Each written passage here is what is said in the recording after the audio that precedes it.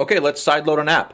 I've never done this with BlueBridge Control before, so I'll be learning while you learn, and we'll see how this works out. What I have is an Android phone, and I also have BlueBridge Designer, and I've downloaded the BlueBridge APK onto my computer, which was sent to me by Mr. Brooks.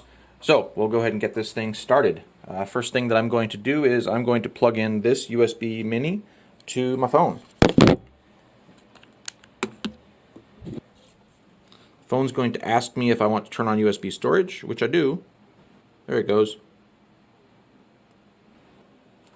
Now that USB storage is in use, I have access to the SD card that's inside this phone.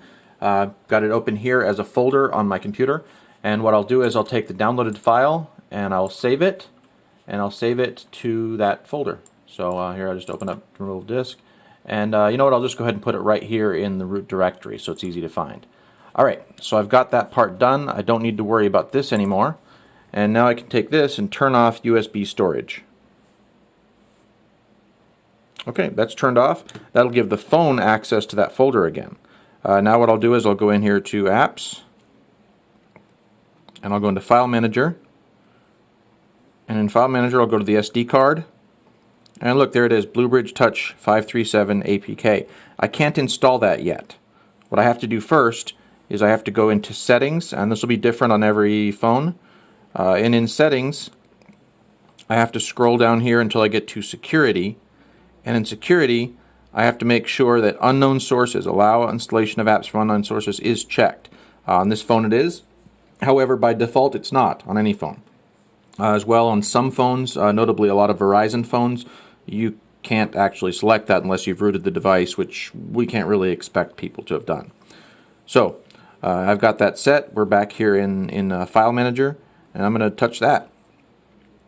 And that's asking, do I want to install this application? It'll give me access to all this stuff here. Well, since we're doing this, yes, I do want to install this application.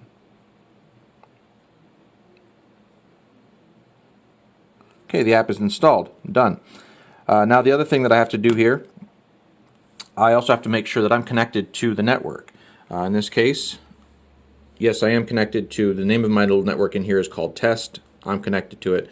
Just for giggles, I'm going to go ahead and turn off my connection to the phone system, so I'm exclusively connected to Wi-Fi. That's just, just to make sure that we don't have a problem with this little thing here. Next thing I'll do is I'll go to my apps, and I should have BlueBridge Control somewhere in here. There we are, BlueBridge Touch. Alright, so this has opened up, and now you can see in here that shows up in BlueBridge Designer. And I can go ahead and create a new project, bring over, I don't know, whatever, one of these things.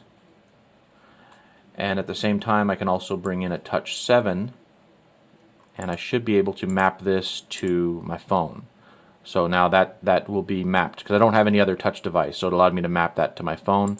And I can do whatever I need to here, including change the size of it to whatever size makes sense, etc. So anyway, that's how you do it.